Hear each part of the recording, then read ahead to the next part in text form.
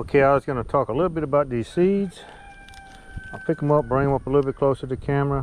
Hopefully this will be big enough that people can read it, but not too far out of focus. But anyway, it says Florida speckled lima pole butter beans. 10 times 4 equals 40. So basically we're selling them 10 at a time. And I bought 4 quantities of 10, which is 40. $28 for those seeds. These are the seeds that I collected. There's about 800 in here and about 350 or so in this pile. Now, the reason is this seed, I don't know if it's lost or almost lost or whatever, but it's a very old seed that my grandfather used to grow. It's also a very good tasting butter bean. So I got some to try to get seed for next year mostly, because the seeds were very expensive. But anyway, I'm gonna go show you how I'm getting these things to grow.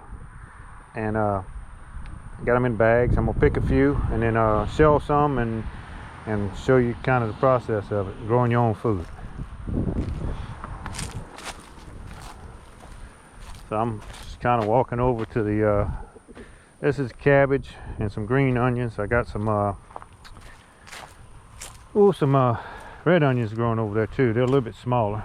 This is a lemon tree over here. I should show you. It's loaded down with little blooms. Has a whole bunch of little blooms on it. So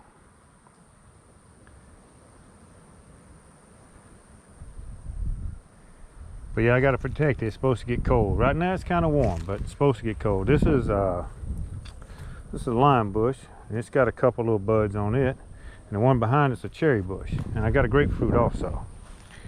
But for now, we're going to work on, like I said, picking a couple butter beans here.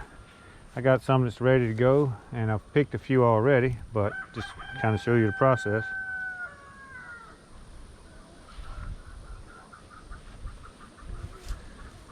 And like I said, hopefully this is in focus. But this one right here is nice and full, and you can kind of see it's kind of fat. And this one's not quite as full, but I'm gonna pick it and you can kind of see it's fat.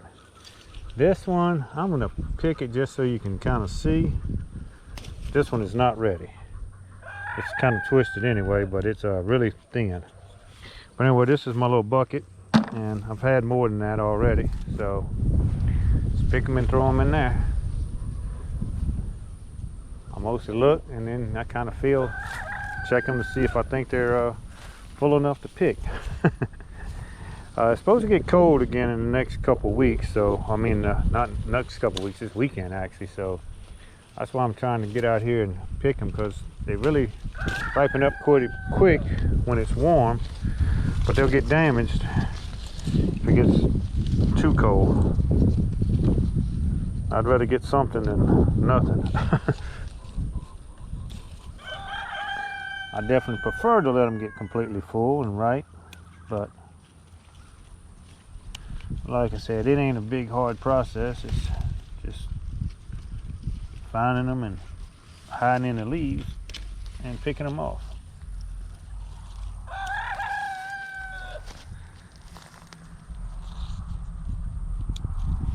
While we're this close, I'll go ahead and show you the tomato bush. It's got a couple of tomatoes that's trying to get ripe on this side, and I gotta watch this wire, but I'll go around. I'll let you see on the other side. I got a whole bunch of green ones over here, and this plant's got a little bit of issues, some from the cold weather, but you can see right here the little blooms. It's trying to actually make more tomatoes. I've been kind of pulling those off, just make it have to put more energy in the ones it already has, but it keeps putting them on here, so I'm going to keep pulling them off. There's 2 more down here. If it gets really as cold as they were saying it's going to get, it's supposed to get down in the low 30s, which will really hurt. If it gets in the high 30s, low 40s, it won't be too bad on it. It's already seen that and done pretty good. If it's going to get really cold, I'm probably going to end up cutting it and bringing it inside. I'd like to get some cuttings off of it next year. These 2 are ready. And sometimes it's just easier to walk around the bush and see the ones on the other side instead of trying to fight through the bush.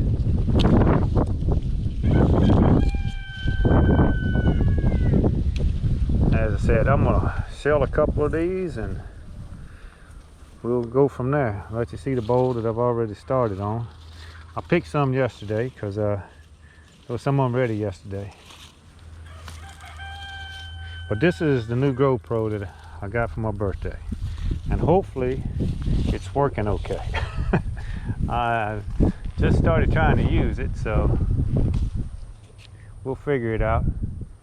All right, well, I think that's about all that got ripe today from yesterday, which is not a whole lot, about 2 handfuls. So, but we got a good many already. So if I stop this recording, it makes another one. I have to edit them and put them together, and I'm gonna try to, like I said, get this all in one, just so I can show you. But I'm also trying not to make them too long, so I'm not gonna do a whole lot of shelling. Oh shoot, one thing I forgot. That's the bad thing about these impromptu ones. Instead of editing them and planning them out, I wanted to show you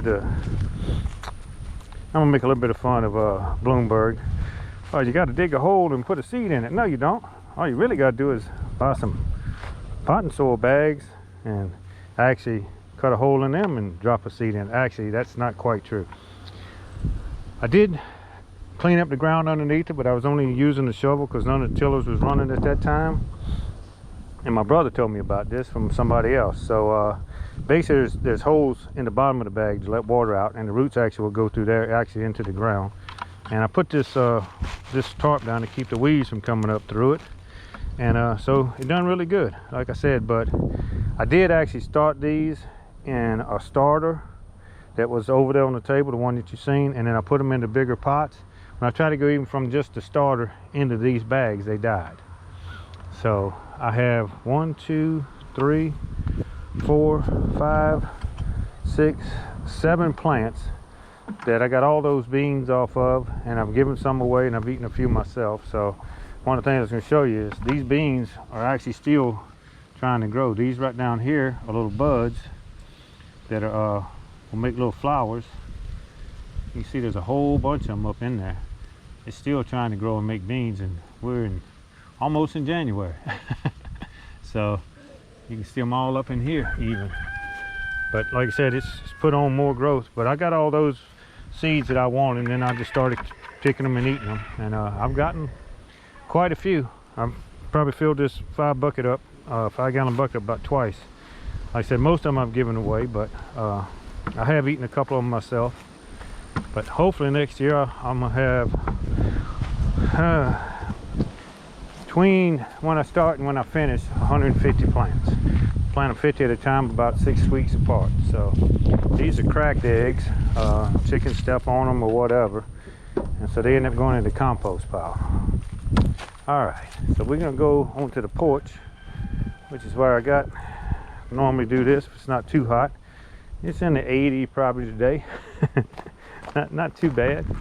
A lot better than the 90s and the 100s. Humidity's not too bad. Actually, wind's blowing pretty good, so it doesn't feel too bad. Excuse the mess. I had a little sick chicken. I might post that, but I had to keep her on the porch for a while for her to get better. So this is the beans that I had started shelling earlier, and this is the hulls. Just put them in this bag. They're green. The brown ones actually are for seed, and the other green ones are for just the ones that we'll eat. So I'm gonna shell a few of these, and like I said, I'll just show you how it's done. It ain't hard. It's a little time consuming, but it definitely is not hard. And then, like I said, just cook them. But we might do that. I might make a video on that too. But that's basically it. There's 4 beans in there. Pop them out. Throw it in the garbage. And then that'll end up going in my compost pile. These are the speckling that they're talking about on them. If they're really young, you can barely see it. Some of them, like this one, you can see a little bit. This one you hardly see any. You see a little bit around the eye. That's where the little root comes out.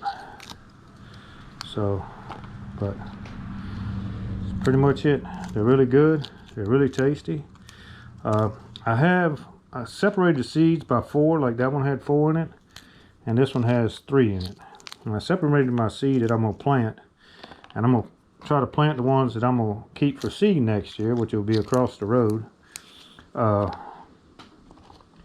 gonna plant the 4 ones over there. and I'm gonna see if they make a lot of 4s, or if they kind of do the same thing. They make some 3s and they make some 4s. And just, if I'm getting a lot more 4s off the ones that produce 4s, come out of a 4-hull thing, then I won't be keeping any more of the 3 hulls for seed anymore. I'll just be keeping a 4-hull. 4 beans to a hull, or pod, whatever you want to call them. The hull once we get done with them, a pod before, I guess. Alright guys, I'm not going to bore you off me shelling all these butter beans out, but like I said, it ain't a very hard process. It does take a little bit of time. Like I said, it's not, but you can see I got a pretty decent little sized bowl and got a good many of them already. And like I said, I probably hadn't spent over 10 minutes between shelling them. A little bit more picking them. And the only problem with picking them is sometimes you got to hunt for them. It's not really that hard. And if you shell enough of these, your fingernails will turn green. And you definitely get some, they definitely have some watery, gooey on them. I guess it's the starch or the sugar from the bean. This one has 2 because one of them didn't mature. But you definitely feel it, and you get like a sticky, almost like you was playing in syrup on your fingers from doing this.